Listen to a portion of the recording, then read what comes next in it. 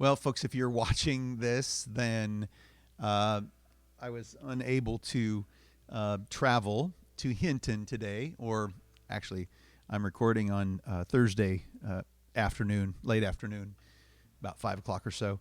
And I thought, this could be a great backup. It's probably going to be a lot funnier than that. 'Cause there's so many things that could go wrong on this, but I'm going to share the message with you from here. And first of all, I'd like to thank Beth Oder for doing this. Such a great idea. And my preference would have been to be there in person, of course. But like I said, if you're seeing this, then either the wheels came off my travel or it's just too cold. We've been worried about that, how cold it is, and my preference is to risk anybody's life by going out in it. But I'm glad to record this and to be a part of the little the retreat, the prayer retreat, and look forward to connecting with some of you, and let me know if you've seen this and do it. I've set up in my office some lights and some other things to make it a little more pleasant, and I'm plugged into my stuff here. And I thought, sit on the couch, and it should work well. My passage for the message is from Colossians, and it's 12 through 17. And it says, "Therefore, as God's choice, holy and loved, put on compassion, kindness, humility, gentleness, and patience. Be tolerant with each other, and if someone has a complaint against anyone, forgive each other. As the Lord forgave you, so also forgive each other. And over all these things, put on love, which is the perfect bond of unity. The peace of Christ must control your hearts, a peace into which you were called in one body, and be thankful people. The word of Christ must live in you richly. Teach and warn each other with all wisdom by singing psalms, hymns, and spiritual songs. Sing to God with gratitude in your hearts. Whatever you do, whether in speech or action, do it all in the name of the Lord Jesus, and give thanks to God the Father through him." May God add a blessing to the reading of this, God's holy word. There are moments when words fail.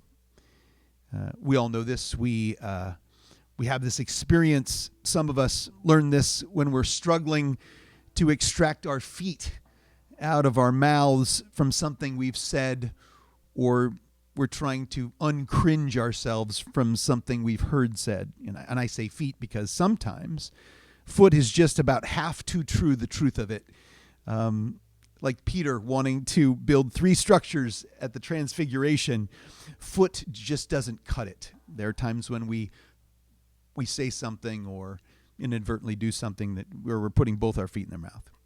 We learn it as pastors in CPE and other places. If you're not certain about what to say in a moment, that moment, maybe just keep quiet. Maybe just be present. The big ones: grief, fear, relief, wonder. There are moments when language feels too thin for what's happening inside of us. I think there's a passage that says, groans too deep for words. So there are moments when language feels too thin. And yet we long and yet long before we can explain what we feel, we hum or we moan or we cry out. Or like what I want to do today and what I want to talk about today is we sing. Before we can form some theology to explain what it is, we form sound. We sing. Sometimes those songs are deep and heartfelt, and they don't sound very melodic. Sometimes it's just moans. The passage of Scripture I read today recognizes that. Paul writes to a small, fragile church and says, "Let the word of Christ dwell in you richly. Teach and admonish one another in all wisdom, And with gratitude in your hearts, sing psalms, hymns, and spiritual songs to God. At the beginning of that phrase, the word dwell matters. Let the word of Christ dwell in you richly. It doesn't mean visit. It doesn't mean drop by. It doesn't mean be remembered. It means in Greek to take up residence, to move in, to make a home of. Paul's not saying hold on to some religious ideas. Paul is saying let Christ live inside of you. It's worth noticing that this is a different word than the one John uses at the beginning of the Gospel of John when he says, and the Word became flesh and dwelt among us, right? There the verb means to pitch tent, to set up a tent. To tabernacle is another way of saying it in the past, to set up camp in the wilderness of human life. John is telling us that God crossed that distance, that God came near, that the Holy One refused to stay outside of the human story.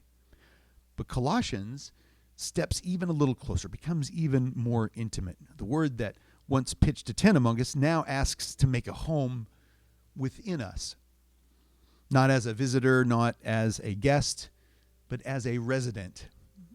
John proclaims incarnation. Colossians presses toward formation. John says, here is Christ present to us in this life. And Colossians, or Paul says in Colossians, there is Christ in you forming and shaping who you are. The word came near, and now will we let the word move in? And then almost unexpectedly, Paul ties that indwelling in us to singing. He says, sing psalms, sing hymns, sing together. And it's not ornamental. It is not mood setting, like so often we think of music or songs as, but it's method. It's the method by which we come closer to God. I would say, for me, it is my truest method of prayer, singing. So let the word dwell in you and sing, is what Paul says in Colossians. Does Paul intimate that something in us that is so deeply human, that there are places in us words alone can't reach, that faith becomes in us more than mere thought? It takes a body. The early church didn't have printing presses. The early church didn't have study Bibles or commentaries. The very earliest church had breath. They had memory. They had songs. The early Methodist movement knew this in its bones. John Wesley preached the gospel in the fields and the streets, but it was his brother Charles who taught people how to carry it home, how it could become something of a practice for them. And so more than 6,000 hymns that are not written for choirs, they're written for miners and farmhands, for people who could not read, for people whose lives were difficult, whose hope needed a melody. The Wesleys understood something Paul also seemed to know, that theology has to become singable if it's going to become livable. Grace was not just something to be explained, it was something to be breathed. And when you breathe right, this is what I found, when you breathe right, you might just find yourself singing. People learned who they were by singing the songs that Charles Wesley wrote. One of those passages, or one of those verses, actually it's the refrain, and I don't know that I can sing it just a cappella, but it's amazing love, how can it be that thou, my God, shouldst die for me? Amazing love, how can it be that thou, my God, shouldst die for me? They sang themselves into belonging. They sang themselves into courage. They sang themselves into a faith they could carry when sermons were far away. The gospel did not just reach their minds, it reached their lungs. And I think that's what the word means, or what it means for the word to dwell in us richly, for it to become the shape of our breath, the shape of our prayers. Ruah is the Hebrew word for prayer, for breath, for spirit. So it becomes that shape, the shape of our breath. I learned something about that singing a song just recently. Actually, it was just this. It's today. Good heavens! I've been writing this afternoon, and I was writing it in the past tense the whole time, and it's funny because it just happened. It just happened today, and I sing during the month for 9 different assisted living facilities, assisted living and care facilities. Each month, I have 9 of them, and I have 5 different books. I don't think they're in here, but they're just folders with a lot of music in each one. And there's 5 different ones, over 300. I think it's almost 400 songs now that I can choose from. And I've sung these songs over the years, and so I've included them in the book. So if people say, "Hey, do you know this song?" then I can pull it up and play it. And today I sang the first solo I sang when I was in junior high school, and I sang it with the piano before, or somebody played piano. I didn't play it, but this time it was just me, just a guitar and a room full of my captive and aged audience. And the song was Billy Joel's "Just the Way You Are." You probably know it. It's not a hymn. It's not a prayer at all in any formal sense. And in fact, I found much of Billy Joel's music humanist at best. This is my life, right? I don't care what you say anymore. This is my life, right? And yet I stood there and I sang these words. This is. And I'll probably sing it. I just will do it because I'm not going to play it because I got to pull up the music somewhere, and I think it's back in the car. I need to know that you will always be the same old someone that I knew. What will it take till you believe in me the way that I believe in you? Oh, now get this. I was singing with my guitar, and I was singing to folks in this care setting, many of them in wheelchairs or sitting in chairs, and this line, I don't want clever conversation. I never want to work that hard. I just want someone, now hear it, that I can talk to. I want you just the way you are. Now hear it in the context of these folks. And I almost lost it at that moment. I just want someone that I can talk to. I sang it simply, no polish, almost kind of like what I just did, just breath and sound. And then for me, something holy happened because those words, written as a love song initially, became a prayer in that room. Became a prayer for them to be able to say in that moment, to hear it and to hear those words sung on their behalf. For people who wonder if they're still seen, for people whose bodies were changing and failing them in amazingly terrible ways. These are people who fear becoming invisible. I want you just the way you are. I love you just the way you are. You see, almost what I found in playing these places, these last 9 times a month, what I found is that almost every song can become a prayer.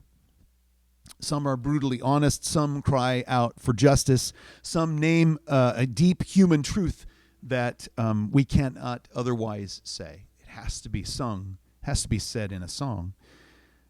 They're not always addressed to God. Sometimes they're addressed to someone we love, but they're always reaching beyond us, always reaching out for us, always touching some truth that is a part of us yet bigger than we are. Paul dares to say that reaching is how Christ moves in. That reaching, that singing is how Christ moves in. Let the word of Christ dwell in you richly, and sing. Don't understand everything. Don't get it right all the time. Just sing. Because truly singing, it trains the breath. It trains the body. It trains us to hope, to breathe our way into hope. It teaches us what to reach for when the world presses in. Prayer is not only something we do, it's a posture that we learn. Music is one of the ways that posture is shaped over time in community. Sometimes the songs that we sing on our own. I don't ever, if I'm praying, I probably have a guitar in my hand, to be honest, until the song becomes the way we stand in the world. We're singing it together in community over time until that song becomes the way that we exist, that we stand in the world. Colossians 3:16 is not about making worship more beautiful. Worship is beautiful. It's a beautiful thing. It's about, though, how we are formed by it, how we are formed by worship and prayer. The word doesn't dwell only up here in our noggins. It dwells in our whole bodies when we sing. It dwells in our lungs, in our muscle, in our memory, in rhythm. And Christ makes a home in the shape of our breath. So when we sing, we're not filling space. We are becoming a people in whom Christ lives. So today, or the day that you're there, Saturday, when the day is done and you're all done, I guess when you make your way home, may you carry with you a song. Not because singing fixes the world, not because prayer fixes the world, but because it shapes us. It shapes we, the people who walk in this world. And that shapes the world. So let this be our prayer. Let this word set to melody ever be the shape of our breath. I'm going to sing a song to you. It is a song that I hope that Beth will give you the music or the lyrics to, and I invite you to sing along because I think it's a beautiful prayer. 1903, and it was written by a United Methodist pastor, actually, a hymn that we don't see. I don't think it's in our hymnal anymore. But I stumbled across this the other day. I was actually planning for Lenten services, and this will be a big part of my Lenten service, the form of it, because I just think it's a beautiful song, and I want to share it with you and invite you, if you're there and you're able to sing it along with me, and just sing it as well.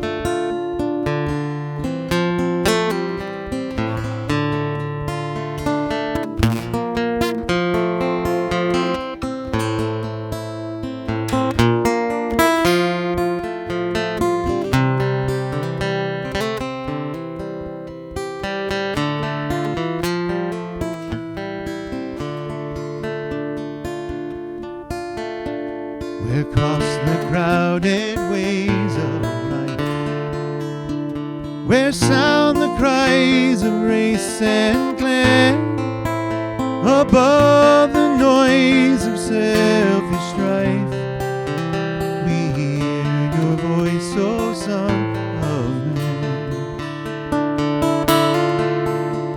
In haunts of wretchedness and need, on shadowed thresholds fraught with keys, from paths where hide the lures of greed, we catch the vision of your tears. From tender childhood's helplessness, from human grief and burden toil, from famished souls, from sorrow, stress, your heart has never known recoil. The cup of water given for you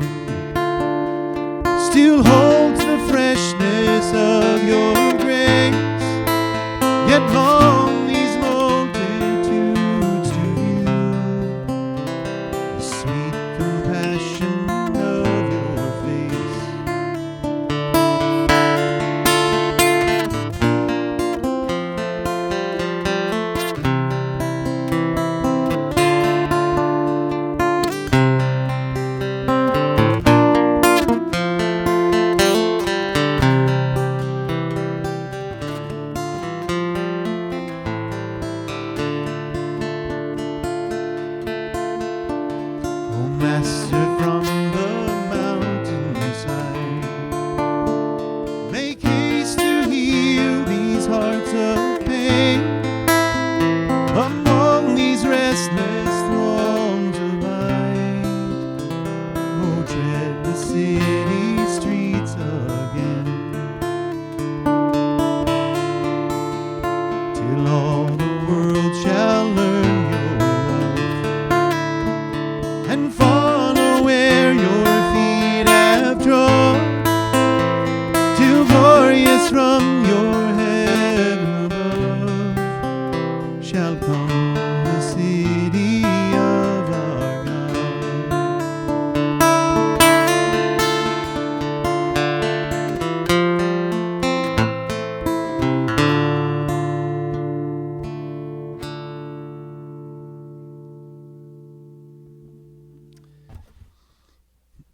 Thanks so much for including me in this event, and I wish you all well today. I hope you all were able to make it and do with this what you will. And God bless you. Have a good day.